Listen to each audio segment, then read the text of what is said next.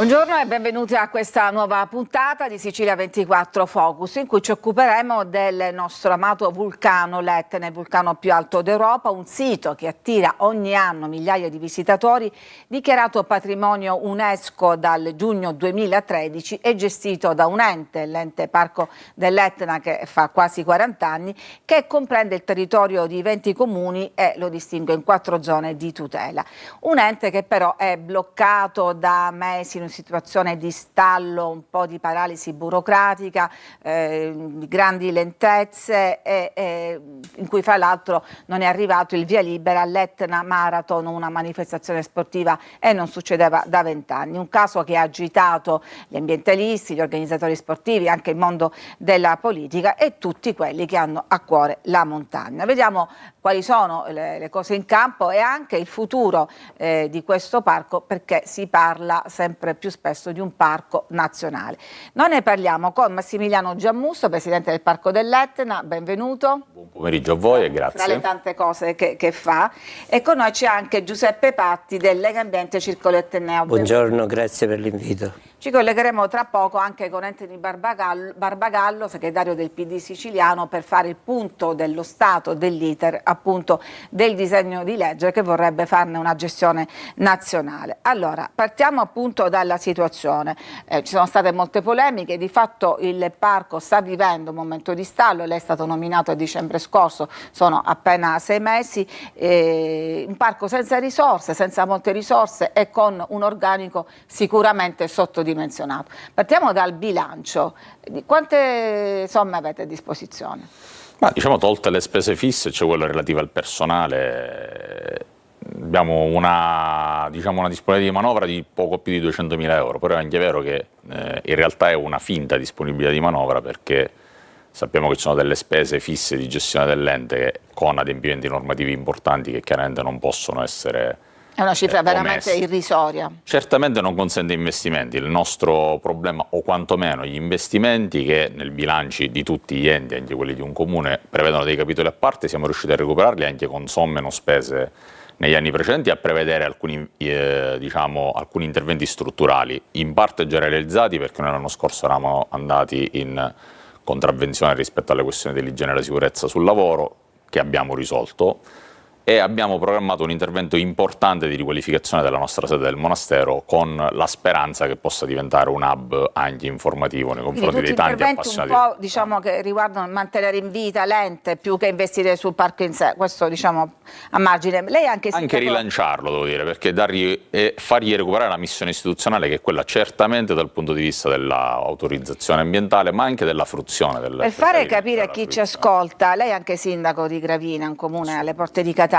Invece il bilancio di un comune come il vostro a quanto? Il nostro è decisamente superiore a Gravina, è sui 24-25 milioni di euro. Quindi 200.000 euro contro 24 milioni, questo non tanto sono neanche lontanamente paragonabile, quindi questo dà già il senso dello spazio di manovra che può avere un ente di questo genere. Quindi pochi soldi e anche poco personale. Perché non si riesce a avere la pianta organica prevista, che era di 60 unità, siamo a un terzo? Sì, allora in realtà la pianta organica è fortemente diminuita per ragioni storiche, cioè non li abbiamo persi 40 negli ultimi mesi, anzi devo dire che proprio dal punto di vista del personale siamo già riusciti in questi mesi ad adoperare iniziative importanti. Abbiamo innanzitutto quindi intanto recuperato. Dovrebbero esserci ne 60, ce ne sono 20? Ci sono 21 in questo momento, compreso i 3 dirigenti. E che cosa state facendo? Diciamo che intanto c'è stata la nomina, diciamo proprio di ieri, proprio alla vigilia di questa trasmissione, di Dario Montana, direttore e reggente del parco. Sì, assolutamente sì, perché noi sappiamo che c'erano state delle dimissioni sia per quanto riguarda il nostro direttore reggente che per quanto concerne il CTS, che è un organo consultivo che però negli ultimi mesi. Comitato Tecnico Scientifico. Comitato Tecnico Scientifico, che negli ultimi mesi ha assunto certamente una importanza assolutamente centrale anche in quella che è l'economia del parco. Il direttore, devo ringraziare l'assessore Savarino, che in pochissimo tempo è riuscita a colmare questa lacuna. Già ieri si è insediato, è stato nominato martedì, si è insediato ieri, stamattina io ho avuto con lui la prima riunione e devo dire che sta già cominciando a elaborare alcune direttive, intanto di approfondimento, sta facendo l'approfondimento di alcuni problemi urgenti che gli sono stati non solo da me ma anche dagli uffici subito manifestati, ma certamente sta già immaginando anche di approfondire alcune questioni, anche per immaginare delle soluzioni immediate. E a Dario Montana, che è il fratello del commissario di polizia ucciso dalla mafia a Catania nell'85, facciamo gli auguri di buon lavoro. Assolutamente sì. E quindi comunque restate sempre a corto di personale, ecco, ci sono questi... Come dicevo prima, però abbiamo fatto degli interventi importanti. Tanto siamo ripartiti dalla performance, dalla nomina dell'organismo di valutazione, perché ci consente di verificare il raggiungimento o meno degli obiettivi previsti dal personale nel 2023, 2024 e 2025. Non si sono realizzati, noi siamo fermi al 2022 in questa operazione, diciamo, di check relativo agli obiettivi del parco, e quindi già questa è una prima verifica interna, un primo audit interno assolutamente necessario.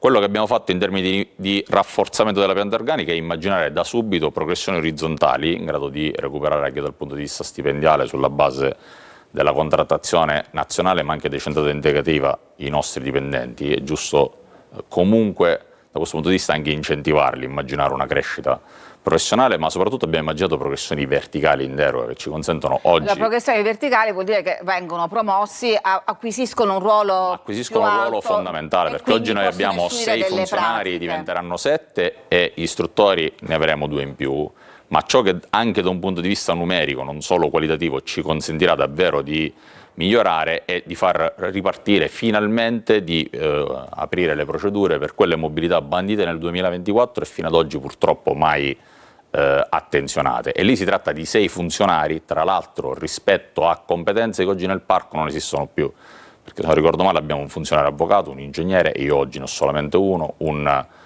biologo, un botanico, un geologo, quindi si tratta di andare a recuperare anche competenze fondamentali per un ente parco che ci consentiranno di avere, appunto, come dicevo, delle competenze specifiche su cui oggi chiaramente abbiamo più difficoltà ad esprimerci. Giuseppe Patti degli Legambienti. Per chiudere, chiudo, le chiedo perdono per anche un dirigente, perché noi oggi abbiamo 4 aree operative, 3 sono coperti da dirigenti, 1 no.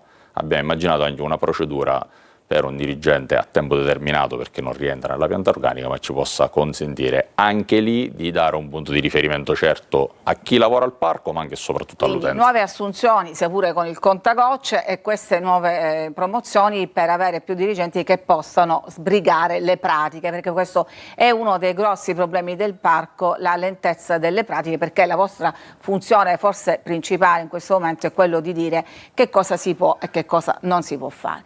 Vengo da Giuseppe Patti, Legambiente Circolo Etneo. In particolare lei ha assistito alla nascita di questo parco, ormai diciamo il prossimo anno saranno 40 anni. Ecco, non immaginava che poi questa gestione così auspicata un po' si impantanasse in queste pastoie burocratiche? Non lo immaginavo, però eravamo coscienti delle difficoltà, perché questo parco non è nato, non è stato accolto da tutti benissimo. Io mi ricordo nel 76-77 addirittura il sindaco ci vietò una iniziativa sul parco dell'Etna perché temeva moti popolari.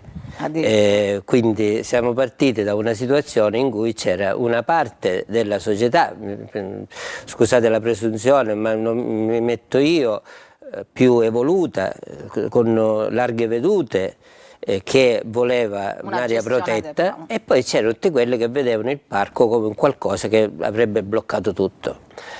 A dire il vero... Arrivando ad oggi, un parere sulla situazione attuale di questa carenza di organico e di risorse. La situazione, non lo vuole oggi che funzioni. La situazione attuale è praticamente il risultato del fallimento di una politica sulle aree protette in Sicilia, che non è certamente da attribuire al presidente attuale, perché ancora è da poco, alla stessa governance degli ultimi anni, ma che parte dagli anni 90. Praticamente il parco non aveva mai avuto la pianta organica completa. Le faccio un solo esempio. L'Etna è disseminata di discariche, qualcuno dice micro, ma ce ne sono anche grandi. C'è gente che brucia continuamente rifiuti all'interno del parco. Ci sono degli ingressi incontrollati fuori strada e così via all'interno del parco, ma manca la vigilanza. Le piante organiche nel parco erano previste 70 guardie parco. Dove sono? Quando è stato mai fatto il concorso? Dove sono? Dove sono? Ne abbiamo 0. Zero, quindi. In questo momento la sorveglianza non è di fatto affidata all'organico. È delegata ai comuni.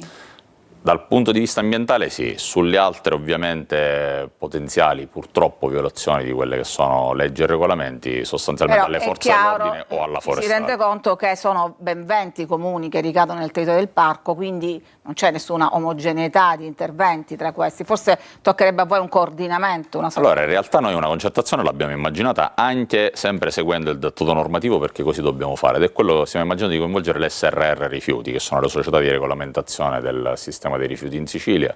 Devo dire che in provincia di Catania, mi riferisco in particolare alla nostra, anche quella che coinvolge Gravina e quella della Catania metropolitana, ci sono anche persone abbastanza attente e sensibili, a cominciare dal Presidente Laudani, che su questo argomento ci stanno cominciando a dare una mano, anche immaginando, e non è semplice, che in futuro le gare d'appalto relative alla raccolta dei rifiuti possano dedicare una maggiore attenzione e maggiore risorse anche al problema delle microdiscariche periferiche, perché a volte noi sindaci stiamo particolarmente attenti a cercare di tenere pulito, come è normale che sia il centro abitato, quello residenziale, però dobbiamo giustamente attenzionare anche le periferie, a maggior ragione quando si tratta chiaramente di aree. Diceva Patti? No, io dicevo che va benissimo quello che dice il Presidente, però dimentichiamo una cosa fondamentale, tutti si lamentano del parco. Io difendo il parco come istituzione certamente per i risultati dell'ultimo periodo, ma comunque ci credo in questa istituzione. Ma dimentichiamo che il Consiglio del Parco è formato dai sindaci dei comuni. Il comitato esecutivo, nel comitato esecutivo ci sono i rappresentanti del comune e la pulizia e la raccolta dei rifiuti è competenza dei sindaci, quindi quello che è mancato è la sinergia tra parco e amministrazione. Come diceva giustamente il Presidente, molti sindaci tengono pulito Certo, ma questo è storico, perché il tutto fatto il resto attorno è un è mostro a 21 abbandonato. teste, quindi naturalmente è molto difficile da Mi tocca però fare il difensore d'ufficio dei miei colleghi sindaci. Da dire che il momento in cui vengono, per questo parlavo prima di maggiore regolamentazione da parte anche dell'SRR, quindi a monte quando si fanno le gare d'appalto, perché dobbiamo dimenticarci che comunque il sistema di gestione dei rifiuti si basa sulla Tari, contributo vincolato, per cui i cittadini pagano in maniera diretta e proporzionale quello che è il servizio, quindi è chiaro che c'è un'attenzione. Andiamo avanti perché ci sono vari argomenti che voglio affrontare. Uno tra gli altri che è stato tirato fuori negli ultimi tempi. Qualcuno ha immaginato di far pagare un biglietto d'ingresso al Parco dell'Etna. È una cosa fattibile e servirebbe anche ad alimentare il vostro bilancio, è una cosa che si può immaginare? Allora, in realtà questo principio non è nuovo, nel senso che esistono anche alcune esperienze che però sono state oggetto di contenzioso e per questo a mio avviso sarebbe necessario un nuovo intervento del legislatore regionale, però sappiamo che esistono per esempio dei servizi in convenzione come quelli delle escursioni sommitali che hanno visto protagonisti anche i comuni di Castiglione e Linguaglossa, che fino all'anno scorso tra l'altro consentivano il pagamento, una sorta di tassa di soggiorno al Parco dell'Etna di circa €1 per ogni turista accompagnato. Si tratta ovviamente di una cifra irrisoria per l'operatore economico, per il turista, ma che paradossalmente ha consentito all'ente fino all'anno scorso di poter fare degli investimenti proprio sulla fruizione. Io credo che questa possa essere comunque una strada corretta. È chiaro che il biglietto vero e proprio di ingresso al parco è complicato perché l'organizzazione sul territorio, per la vastità del territorio, gli accessi che sono tanti. Accessi sono tanti, è complesso, però io credo che come principio con la collaborazione degli operatori economici che non vanno per forza demonizzati ma che vanno regolamentati dall'interesse pubblico preminente, io credo che si possa anche immaginare di arrivare a una soluzione del genere. Allora adesso ci fermiamo, c'è una breve pausa, ma ho visto già che era collegato il segretario del PD siciliano Anthony Barbagallo, che ci potrà fare il punto della situazione del disegno di legge per creare invece un parco nazionale sull'Etna e non regionale come attualmente. Quindi ci fermiamo e torniamo tra pochissimo. Ed eccoci di nuovo in studio, stiamo parlando del Parco dell'Etna. Intanto saluto il segretario del PD siciliano Anthony Barbagallo che si è collegato con noi, credo che sia ancora a Montecitorio, benvenuto. Buongiorno a tutti, sì, abbiamo tra poco il voto in aula sul Consiglio europeo. Allora arrivo subito da te perché vogliamo parlare del disegno di legge, ce n'è più di uno in giacenza sulla creazione di un parco nazionale che è nato anche su iniziativa popolare da una raccolta di firme lanciata da Lega Ambiente qualche anno fa. A quante firme siete arrivati voi? Ma abbiamo superato i 4-5 mila firme nella prima fase, poi ora ogni tanto si aggiungono delle firme e diciamo che a parte il numero avete che può dato un po' sembrare l'input piccolo, però considerando il sistema siamo soddisfatti perché 4.000 non sono pochi. No, ma poi al di là di questo avete dato l'input. Presidente, invece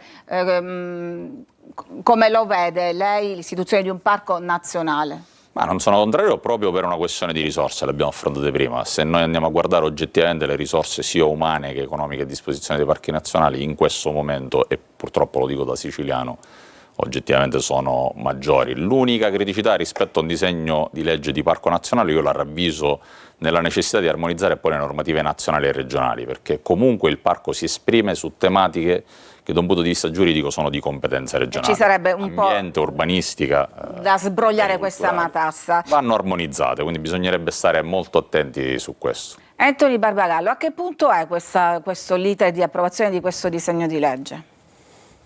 Ma intanto mi corre l'obbligo di precisare che il disegno di legge, uno, porta la mia firma, che da tempo sollevo la necessità che l'Etna per rilievo, prestigio e anche per competenze deve essere un parco nazionale, ma ci sono disegni di legge di altri colleghi e di altri colleghi parlamentari di forze diverse come l'onorevole Castiglione e l'onorevole Ciancitto, che sono anche parlamentari di Forza Italia e Fratelli d'Italia. Quindi possiamo dire che un po' è un'esigenza trasversale. Sì, credo di sì, ma lei mi ha presentato come segretario regionale di un partito. Io mi sento di intervenire oggi soprattutto come abitante dell'Etna, fruitore del parco, amante del mio territorio che conosco bene. Io credo che negli anni e con tutti i governi l'Etna ha fallito. Ha fallito innanzitutto sulla fruizione, sulla valorizzazione del parco, sulla sua tutela. Io ho trovato ingeneroso i riferimenti fatti poco fa al Consiglio dei Sindaci, di cui ho fatto parte tanti anni come sindaco del mio comune.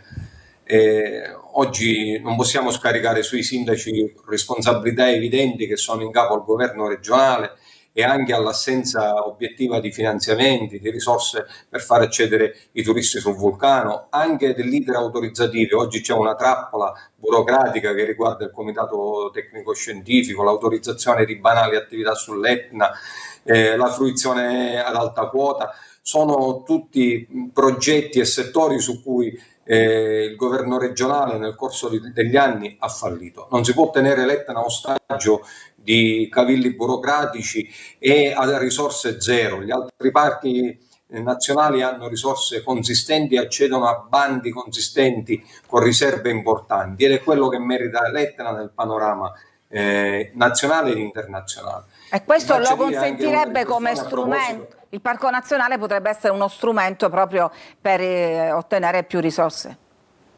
E ovviamente la nostra è una proposta aperta al dibattito che verrà dalle associazioni, dai fruitori del vulcano, dagli operatori turistici. Abbiamo l'ambizione di migliorare il testo insieme con le altre forze politiche, col governo nazionale. Serve un confronto vero per rilanciare il vulcano. A partire, e lo dico in modo chiaro, noi siamo contrari a ogni forma di pagamento sull'Etna. Già riteniamo che quella di 80 euro per arrivare ai crateri sommitali sia una vergogna tutta siciliana e tutta dell'Etna. Quindi sarebbe il pagamento della funivia, no? Il pagamento della funivia. Certo, ma vale anche per l'accessibilità con i mezzi a quattro ruote sulla strada che mette insieme Lingua Grossa e Castiglione, che è un altro problema della fruizione Etna Nord. Quindi i problemi sono tanti e proprio perché sono tanti serve che la politica faccia la sua parte. In Commissione Ambiente l'ufficio di presidenza dovrebbe calendarizzare a brevissimo il disegno sul Parco dell'Etna, e credo che quello sarà un momento dove ogni forza politica, ma anche le associazioni che verranno audite, potranno far sentire la loro voce e trovare tutti insieme le soluzioni che il vulcano merita. Perché quindi che tempi ci possono essere? Ma io credo che prima della fine dell'estate il disegno venga calendarizzato dal Presidente Rotelli e dicevo, anche perché vedere attività di fruizione sportiva naturalistica che oggi finiscono alle forche caudine di un organismo di cui una parte si sono dimessi, oppure il direttore viene nominato dalla regione ogni 3 mesi in una persona diversa, certamente non è il modo opportuno per come gestire il parco. Va bene, allora grazie Antonio Barbagallo, la lasciamo alla votazione in aula che grazie sta a voi, in questo momento. Presidente, vuole rispondere? No, ripeto, sul Parco Nazionale ci sono riflessioni che tutto sommato ritengo, come dicevo prima, condivisibili.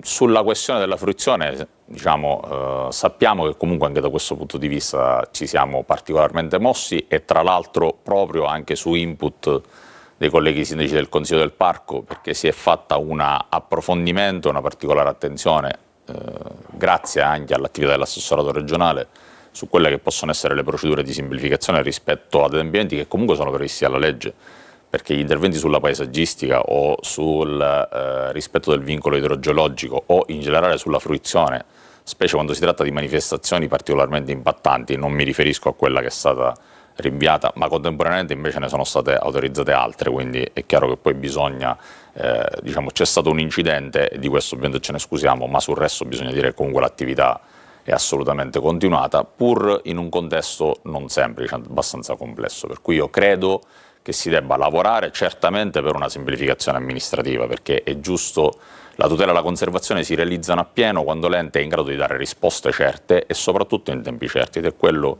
che è il nostro obiettivo che vogliamo assolutamente raggiungere nelle prossime settimane e nei prossimi mesi.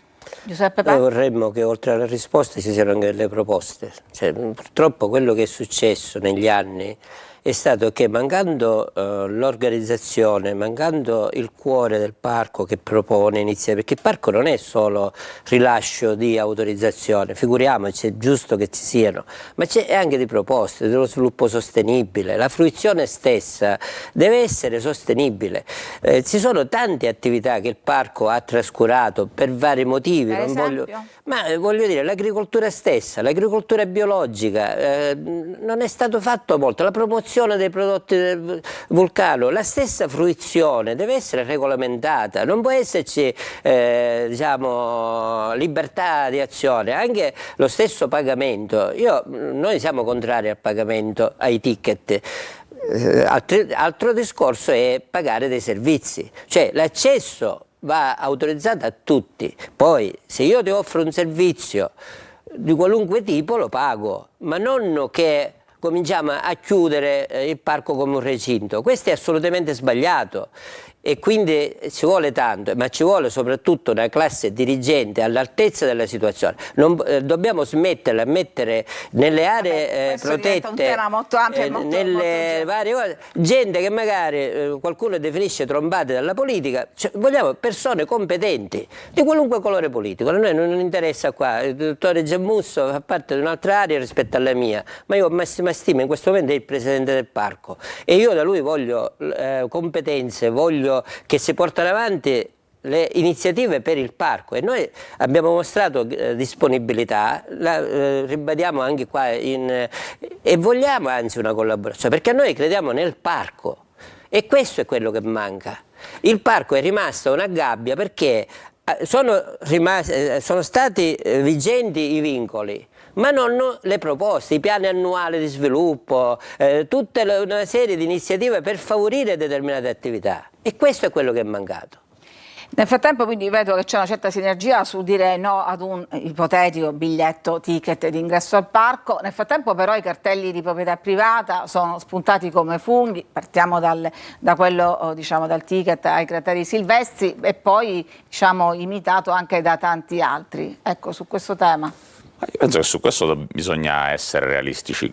La questione del ticket, quando io ragiono di quella eventuale diciamo, riconoscimento al parco, mi riferisco proprio ed espressamente quando si parla di servizi, certamente non per il semplice ingresso, non posso che assolutamente condividere. Sulla questione dei privati che a un certo punto si inventano gestori di servizi che magari fino al giorno prima non esistevano, è chiaro che bisogna intervenire e regolamentare, perché lo ribadisco, noi non demonizziamo l'investimento privato, anzi in alcuni casi può anche agevolare la possibilità di una fruizione, lo dice addirittura il codice dei contratti, oggi anche sui beni culturali e ambientali è previsto il partenariato speciale pubblico-privato, proprio perché pubblico e privato non debbono per forza litigare, di fronte a una regolamentazione che comunque preveda sempre l'interesse pubblico prevalente, io credo che si possa anche immaginare una cogestione, ma con regole chiare e soprattutto ricordandoci sempre che la tutela e la conservazione devono essere lo scopo ultimo dell'ente parco, ma anche di chi fruisce di questi beni. Non si può fare tutto nelle aree riservate, bisogna anzi cercare di lavorare per fare in modo che dei beni assolutamente inestimabili come quelli che abbiamo nel territorio etneo vengano conservati e vengono conservati nella maniera più integra possibile. L'Etna è stato definito il laboratorio europeo ed è una delle aree più ricche di biodiversità d'Europa e forse anche al mondo, se vogliamo.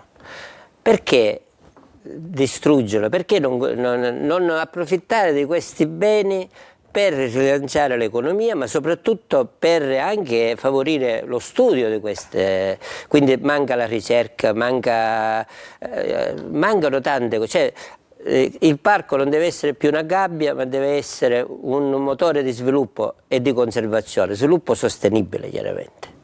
Quindi non più una gabbia in cui chiaramente non vige soltanto quello che non si deve fare, ma anche appunto, come diceva, motore di sviluppo e promozione anche di questo eccezionale patrimonio naturalistico e non solo. Allora ringrazio, perché siamo ormai in chiusura, il Presidente del Parco dell'Etna, Massimiliano Giammusso, ringrazio Giuseppe Patti, Lega Ambiente Circolo Etneo, anche Anthony Barbagallo che si è collegato, il segretario del PD Sicilia in veste di cittadino della montagna, come si è voluto presentare. Grazie naturalmente anche a voi che ci seguite da casa.